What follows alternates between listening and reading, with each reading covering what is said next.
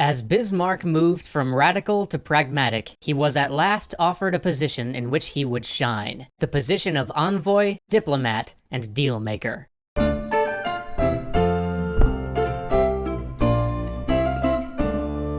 Bismarck's tutelage in the diplomatic craft was swift. As he wrote to his wife, "I am making rapid progress in the art of using many words to say nothing at all." He wrote this from Frankfurt. He had been assigned as the Prussian envoy to the Diet of the German Confederation, that being the body that was supposed to figure out how the whole mess of 39 German states were to work together. But working with the Austrians was the furthest thing from Bismarck's mind. He was there to assert that Prussia was Austria's equal, and he did this with aplomb by lighting a cigar. See, smoking in the assembly was a privilege granted only to Austrians, but when the Austrian representative sitting next to him took out a cigar and began to smoke, Bismarck cracked out one of his own and, saying nothing, lit up.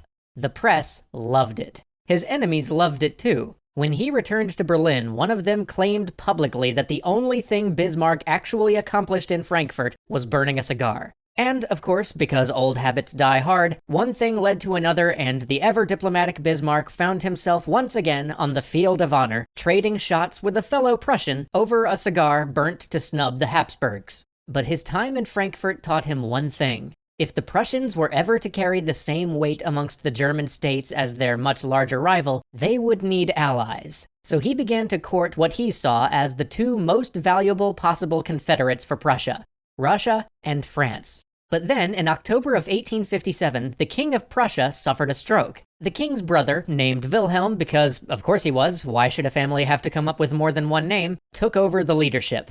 This Wilhelm, though, considered Bismarck as nothing more than a petulant schoolboy. His words. Bismarck had a plan, though. Bismarck always has a plan. He would counter this opinion in a most un-Bismarckian, and therefore most Bismarckian, way. He delivered to the prince a 92-page treatise detailing exactly how Prussia could abide by the letter of the agreement they'd signed that founded the German Confederation, while simultaneously aligning the other German states against Austria. Unfortunately, Wilhelm thought that was stupid. Bismarck was promptly assigned as the Prussian envoy to the Tsar, because, I guess if you want to get rid of somebody in 18th century Europe, you just put him in St. Petersburg, or better yet, Moscow. And there he would sit on ice until 1862. These were some of the bleakest years of his life. He was cut out of state affairs, he fell ill, he nearly lost the use of his leg, and even withdrew himself from Russian society as his ability to serve as a diplomat was hindered by the fact that everybody knew he was there because his sovereign didn't want him in Prussia.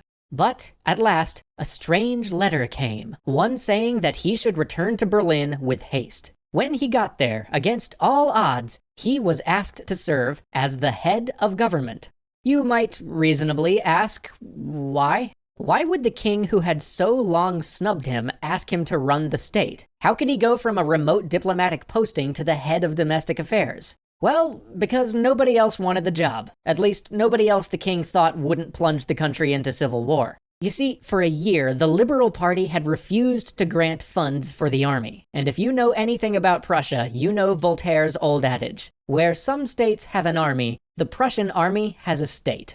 Meaning that not funding the army had brought them to the brink of constitutional crisis, and the king's closest advisor's best suggestion was to have the army overthrow the Democratic Assembly and then figure it out from there. Which was basically 100% guaranteed to start a civil war. So the king figured, call in Bismarck, I guess. If he succeeds, fabulous. If he fails, then we'll just throw him under the anachronistic bus.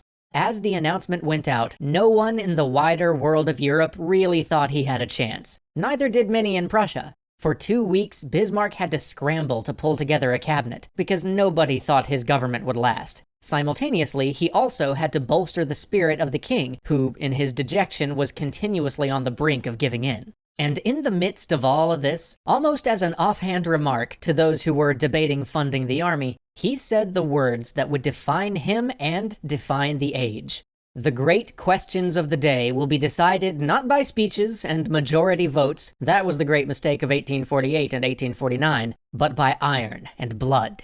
But in the midst of all the chaos, Bismarck had a plan. Bismarck always has a plan. If he couldn't get to the Landtag to do what he wanted, well, Then he would just have to do what he wanted anyway. You see, the king and the parliament were supposed to agree on any new budget before the government could collect taxes on that budget and do with them whatever they wanted.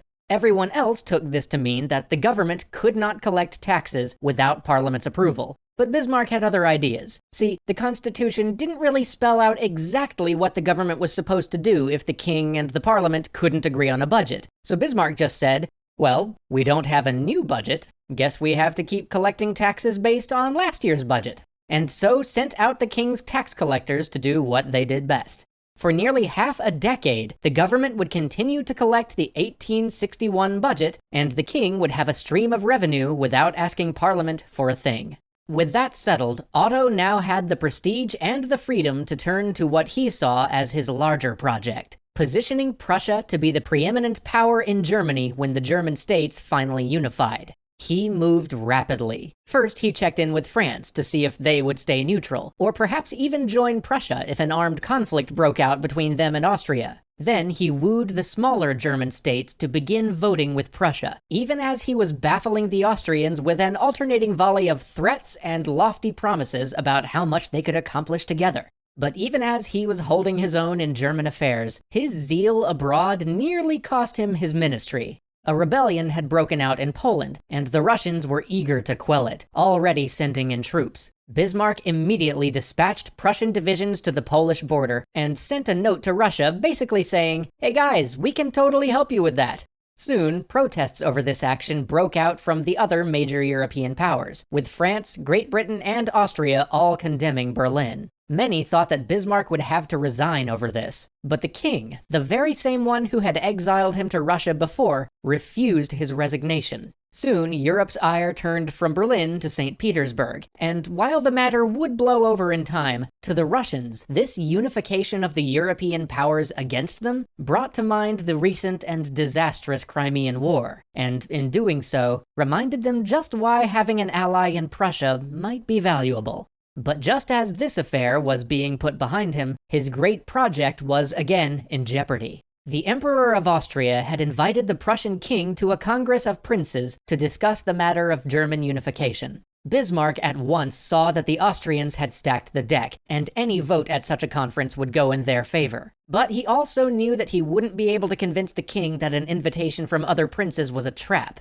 So he took a different approach. The king was never the most secure of people, so Bismarck convinced him that the invitation was an insult, and that it should have been sent to him with much more formality. So the king declined to go. But then, days later, the King of Saxony rode up, bearing another invitation imploring the prince to come. Now he had been formally asked to attend by 30 princes with a king as the message bearer. There would be no convincing good old Wilhelm that this was a slight. Instead, in a meeting full of shouting, imploring, and not a little sobbing on both sides, Bismarck convinced the king that he would be giving up the independence of the Prussian army if he agreed to anything at this conference. And so, with Bismarck ripping off the door handle on the way out, once again the king declined to attend. With that, the course was set. The initial threats were in check. Now, at last, Bismarck could truly begin his project of iron and blood.